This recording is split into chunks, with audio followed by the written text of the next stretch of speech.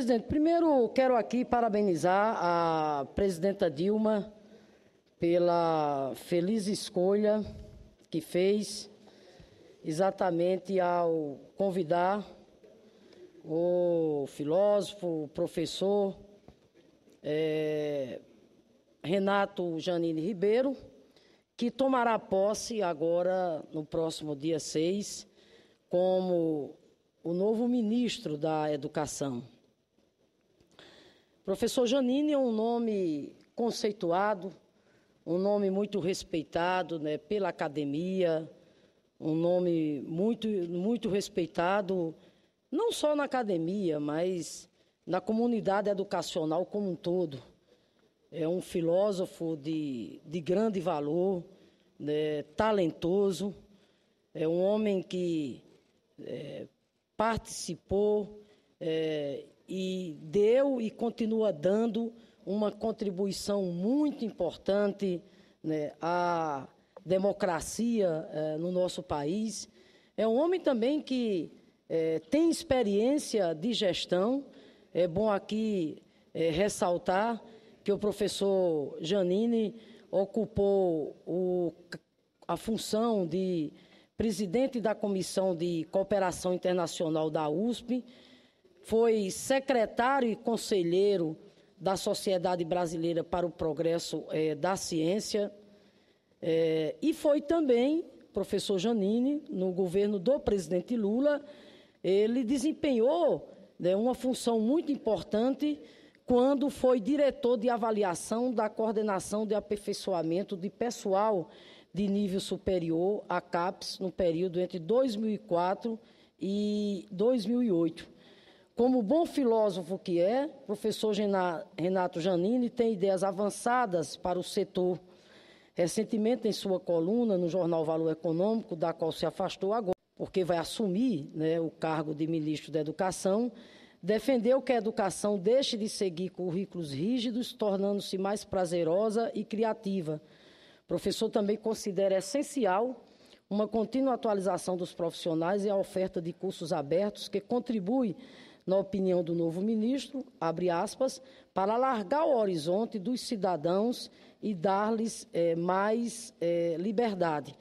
Quero dizer, senhor presidente, que o convite da presidenta Dilma, convite esse já aceito, né, pelo professor Janine, para ocupar o cargo de ministro da Educação, repercutiu muito bem, né, em toda a comunidade educacional, repercutiu muito bem em toda a sociedade.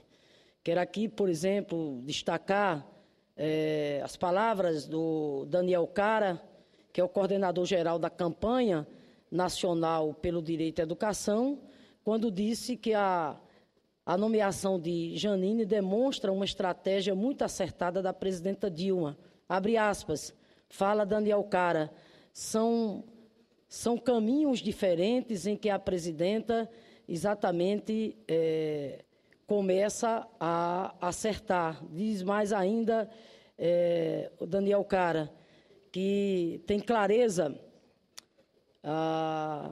que o ministro da Educação, o novo ministro da Educação, o professor Janine, sabe que o grande desafio colocado agora é exatamente realizar as metas do novo Plano Nacional de Educação. Mas o que eu quero aqui colocar é que tanto a campanha nacional pelo direito à educação, como a Undime, que representa os secretários municipais de educação de todo o país, bem como, por exemplo, a Andifes, que representa os reitores e as reitoras de todo o Brasil, a UNE, a UBS, enfim, são diversas as entidades das mais diferentes correntes de pensamento no mundo acadêmico e na comunidade educacional que festejaram exatamente a iniciativa da presidenta Dilma de convidar o professor Janine para ocupar o honroso cargo de ministro da Educação. Quero aqui colocar, senhor presidente, que dizer ao ministro, ao novo ministro Renato Janine, que nós não só, né, desejamos muito sucesso nessa nova tarefa, nesse novo momento da sua vida, nesse novo desafio, que provavelmente será um dos mais importantes da sua carreira. Mas queremos dizer ao professor Janine que ele contará com total apoio. Eu coordeno, inclusive, o Núcleo de Educação, Cultura e Esporte da bancada do meu partido, o Partido dos Trabalhadores, e não mediremos esforços para sermos parceiros, né, junto com os demais partidos da base aliada e junto com o conjunto dos partidos que têm assento aqui no Legislativo, até porque a causa da educação ela deve estar acima das disputas ideológicas ou das disputas partidárias. A causa da educação é uma causa muito nobre, né, e que deve nos unir a todos. Não é à toa que o novo Plano Nacional de Educação foi aprovado foi aprovado por unanimidade, né, pelo Congresso Nacional. Então, quero dizer ao professor Renato Janine que não mediremos esforços para, no Legislativo, darmos a nossa contribuição para que a gente possa avançar cada vez mais na agenda em defesa da educação. Eu, como professora, senhor presidente, tenho clareza absoluta do que significou esses últimos 10 anos dos governos do presidente Lula e o governo da presidenta Dilma em matéria de avanços e conquistas para os estudantes do nosso país. Falo aqui nem como senadora, falo aqui, inclusive, com a alma de professora que tenho, porque é incontestável, por exemplo, a gente constatar o avanço que houve na questão do acesso à educação profissional no nosso país. Nós tínhamos 145 escolas técnicas em 100 anos. Em 12 anos do governo Lula e do presidente Dilma, nós passamos simplesmente para mais de 400 novas escolas técnicas, né? As universidades, o acesso ao ensino superior, até então ficava concentrado, né, no sul, sudeste, e diga-se de passagem, a maioria da oferta educacional no que diz respeito ao ensino superior se dava, inclusive, pela via da iniciativa privada. Porque o fato é que houve sim, né, uma desresponsabilização do Estado brasileiro, principalmente na década de 90, no que diz respeito a garantir a oferta educacional, né, pelo caminho da rede pública. Isso fez florescer exatamente, né, a oferta do ensino superior pela iniciativa privada. Felizmente, esse cenário começou a ser mudado. Eu quero dizer aqui, né, que foram 14 novas universidades, eu quero colocar aqui que foram mais de 130 novos campos de ensino superior ao longo exatamente desses 12 anos, né? Sem contar, por exemplo, a lei do piso salarial, que eu tive a alegria de ser uma das idealizadoras enquanto deputada federal, ao lado do hoje senador Cristóvão, sem contar, por exemplo, o Fundeb, que é um marco do ponto de vista, né, da luta, né, pelo financiamento da educação básica, sem contar o ProUni e outras iniciativas que, sem dúvida nenhuma, fizeram com que a gente pudesse dar um salto do ponto de vista da expansão e fortalecimento da educação brasileira nessa última década. E agora, professor Janine, o senhor tem exatamente como norte, como bússola, o novo Plano Nacional de Educação. Plano Nacional de Educação generoso porque generosas são as suas metas. As metas que tratam, por exemplo, da gente colocar nossas crianças de 0 a 3 na escola. O Brasil só tem 20% das nossas crianças de 0 a 3 na creche. Nós queremos, com o novo Plano Nacional de Educação, nos próximos 10 anos, chegarmos no mínimo a 50%. Nós queremos triplicar as vagas no ensino superior, na educação profissional. Nós queremos, por exemplo, garantir que, no mínimo, 50% das nossas escolas da educação básica ofereçam a educação exatamente em tempo integral. E a agenda exatamente de valorização do magistério brasileiro. Mas, senhor presidente, Então, portanto, nossas boas-vindas ao professor Janine, que tomará posse exatamente nessa segunda-feira como novo ministro da Educação. Mas, senhor presidente, quero aqui também rapidamente dizer também que nessa segunda-feira estive em São Paulo, onde, junto com o presidente nacional do PT, os demais integrantes da executiva nacional do nosso partido, todos os presidentes dos diretórios estaduais, e com a presença sempre brilhante do ex-presidente Lula, nós participamos de uma importante reunião, ocasião em que fizemos um debate sobre essa conjuntura, todo o cerco que o nosso partido vem enfrentando. E, ao final dessa reunião, senhor presidente, que foi muito boa, o partido lançou um manifesto assinado exatamente pelo presidente nacional do PT,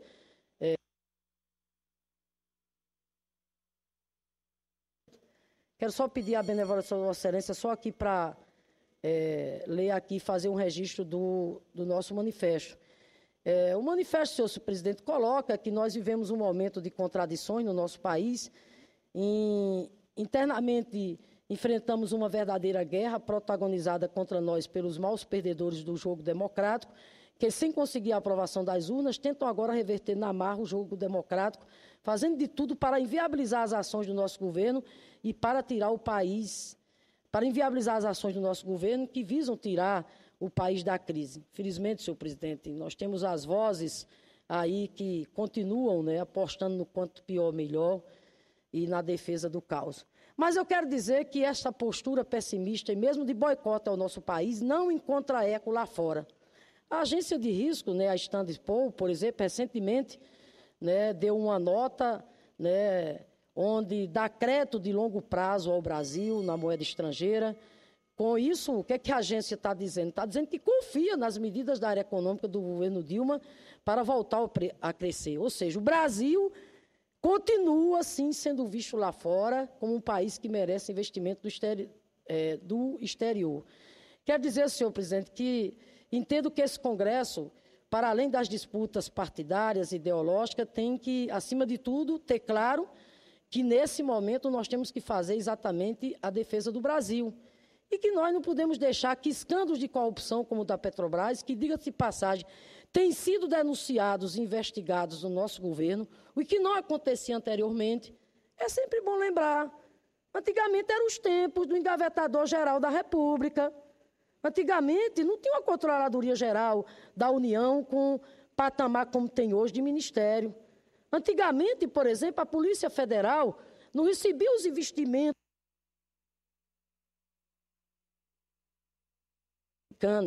e, sobretudo, o papel do procurador. Então, quero dizer, senhor presidente, que nós não podemos deixar que escândalos de corrupção como o da Petrobras sejam usados como desculpa para não aprovar medidas importantes para o país. Quero aqui também ainda ressaltar, senhor presidente, que no momento, e quero ainda dizer que, como já reiteramos em outras ocasiões, quero deixar muito claro que somos a favor de investigar os fatos com o maior rigor e de punir corruptos e corruptores, nos marcos, claro, do Estado Democrático de Direito. E dizer mais uma vez que, caso qualquer filiado do PT seja condenado em virtude de eventuais falcatruas, será excluído exatamente das nossas fileiras. Quero, por fim, senhor presidente, dizer que, no momento, me reporto ao dia de ontem, 31 de março de 2015, no momento... Vou terminar, senhor presidente. Faz 51 anos, fazemos questão de relembrar aqui, repito, no momento em que o golpe militar faz 51 anos, fazemos questão de relembrar aqui nosso profundo desprezo aos que, neste país, viveu sob a ditadura, aos anos, repito, fazemos questão de relembrar nosso profundo desprezo aos anos que este país viveu sob ditadura, golpeando severamente a educação brasileira e, ao mesmo tempo, enfatizar nossa defesa a uma reforma política de qualidade, que acabe com o financiamento das campanhas eleitorais por empresas. Esse, senhoras e senhores senadores, é o primeiro passo para enfrentar os escândalos que tanto têm revoltado a nossa população. Esse é o caminho. População brasileira, vou sempre repetir, quer uma reforma política que venha na direção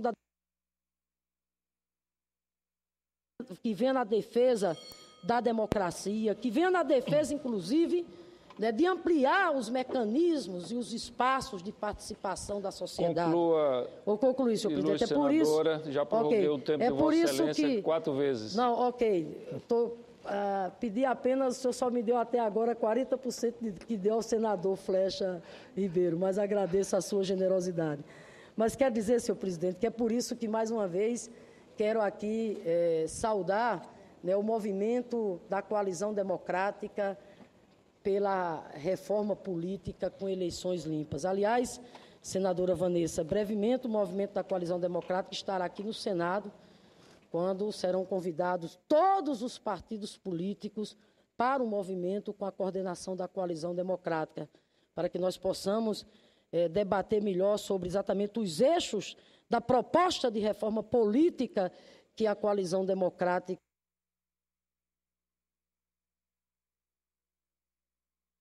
para dizer ao senhor que o nosso manifesto propõe 10 iniciativas, volta ao manifesto assinado ontem pelo presidente nacional do PT e pelos presidentes dos diretórios regionais. Propõe 10 iniciativas, dentre elas, desencadear um amplo processo de debates, a defesa do legado político do partido e do governo da presidenta Dilma, apoiar o aprofundamento da reforma agrária, apoiar as iniciativas para intensificar investimento nas grandes e médias cidades, buscar novas fontes de financiamento e fortalecimento do SUS, apoiar uma reforma educacional, combater a corrupção e lutar pela integração política e econômica exatamente da América Latina. E destaco, dentre essas sugestões, senhor presidente, a proposta de articulação que o manifesto do PT apontou, a articulação de uma ampla frente de partidos, centrais sindicais, movimentos sociais, os partidos do campo popular, os setores progressistas, junto com as centrais sindicais, os movimentos sociais da cidade e do campo, unificados em torno de uma plataforma de mudanças que tenha no cerne a ampliação dos direitos dos trabalhadores, da reforma política, da democratização da mídia e da reforma tributária. Esse é o norte, essa é a agenda que o PT está defendendo. Muito obrigada, senhor presidente.